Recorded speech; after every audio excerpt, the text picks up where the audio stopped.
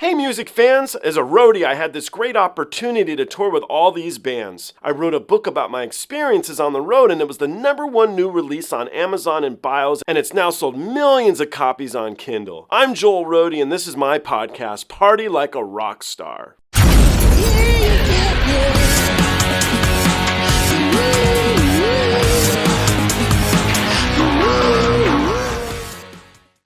Why don't we jump to Kazakhstan? Have you ever heard of a singer named Dimash? No, the only one from Kazakhstan I know is Borat. Okay, he's probably not really, even not probably, he's not really from Kazakhstan, but he did make it a place that all of us know. So anyway, Dimash is really from Kazakhstan.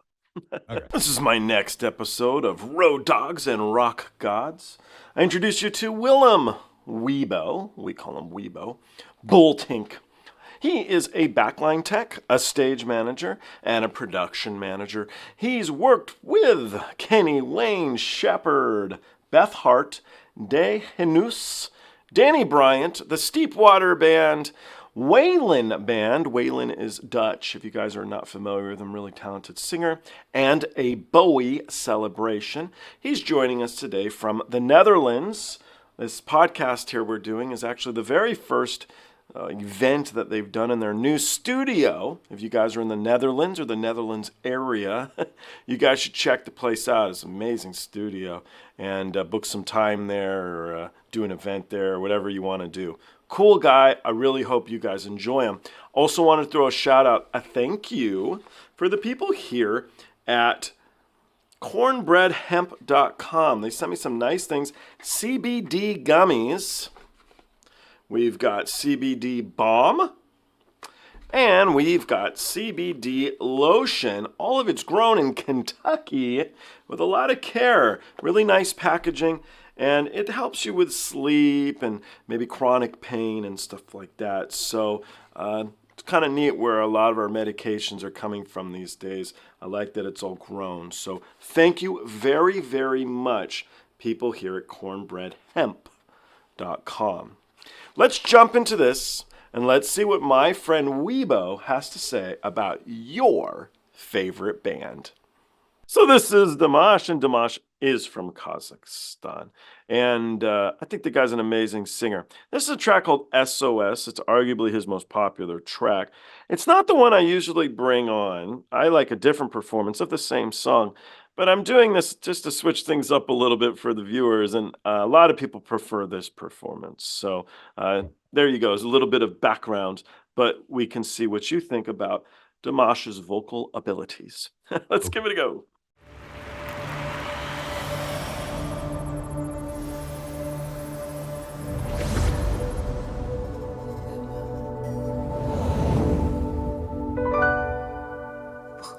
Je vis, pourquoi je meurs? Pourquoi je ris, pourquoi je pleure?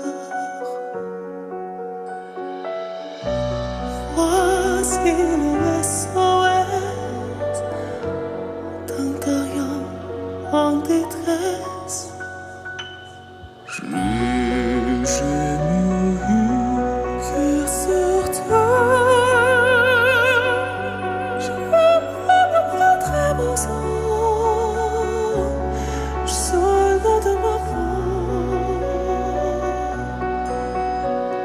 Je t'ai voulu montagne à voir. Sans jamais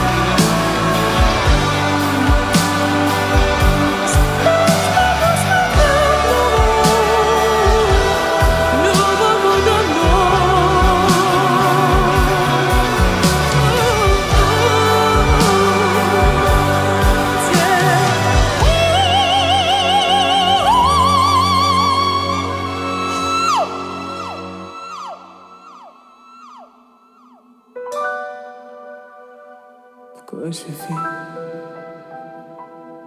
pour que je meure.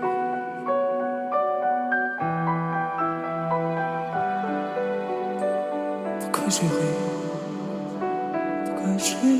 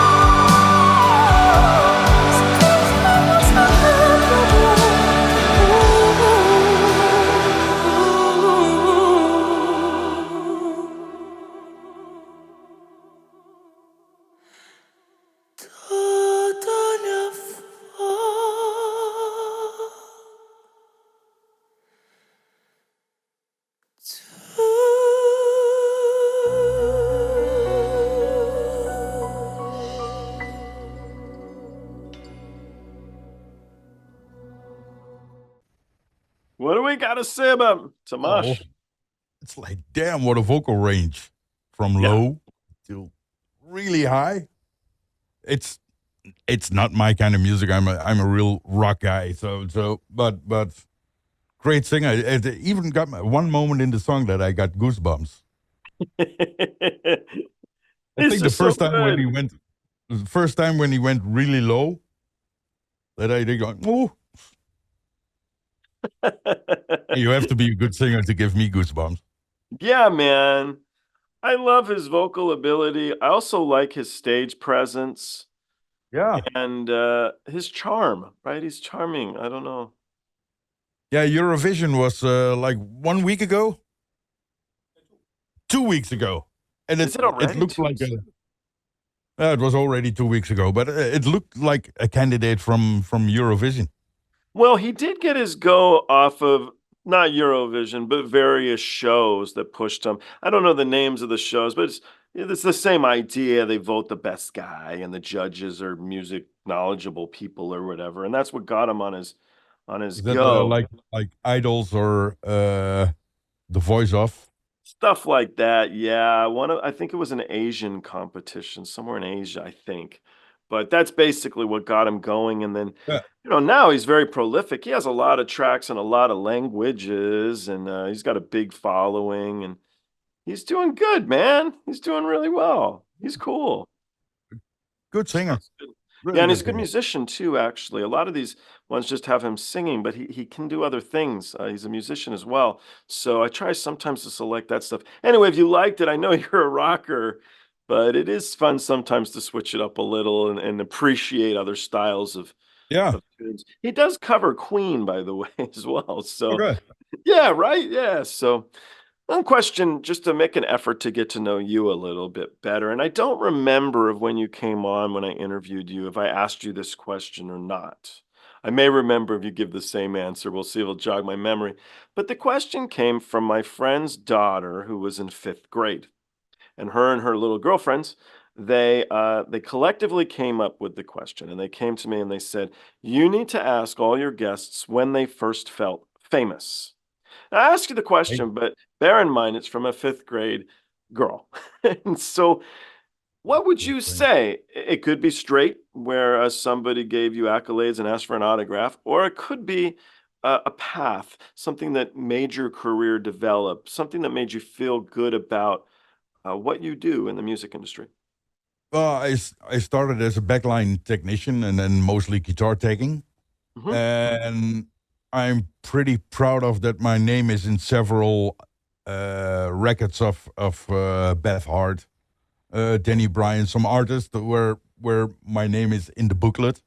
Yeah. But that's not even the most famous thing I felt. It was probably I was a couple of times the tour manager for a band from Chicago called the Steepwater Band. Yep. And I was tour managing them in Europe. And I think it was in March we did a tour, and then at the end of the summer we did another one. And they came back from home after the summer, and they came back to Europe for another tour. And they said, "Oh, something strange happened. They got friends. They work for a bad company, like the tour manager for a bad company, and they invited them to come visit the Bad Company show in the Chicago Cubs stadium." And the guitar player of the Steepwater Band is a good friend of that tour manager. And the tour manager asked them for, how was the tour and everything in Europe? How was it going? And they said, yeah, it went good. And we had a really nice tour manager. Oh, what's his name? Yeah, his name is Willem Booltink, but we call him Wibo. Right. And then the tour manager from Bad Company straight away said, oh, that's the guy from Kenny Wayne Shepherd and from Beth Hart and from... Hey. I said, damn, okay. And that's I think the only time I think, that felt a little bit famous. Yeah, it's good. Get your name out there, positive light. I think it's fantastic. Yeah. Kenny Wayne Shepherd's awesome, too. Yeah, awesome guy. I worked with him for, I think, 5 years. Long time. Yeah, I think I told you when you were on, he used to store a couple of his cars down the street from my house. So I used to see him all the time. That Dukes of Hazzard car he has, I used to see it all the time. Beautiful car. The General Lee. He just bought, but he changed it. He changed the numbers on it or something. No, the flags and everything on the roof and the number, the 01 on the side is like ripped off, like from the wind. Yeah, that's it. It's neat. It's neat. And he had a truck that was cool. Anyway, the random. Okay, all right. He just bought a Demon 170. Nice. My friend just got one too. That thing's a monster. Like 1,024 horsepower. It's something crazy. Crazy. All right, let's do one more. Let's go over to the UK. Have we heard of an artist by the name of Ren? Ren. Name doesn't say anything, but maybe the music and the video. Okay, let's find out. Let's give it a go.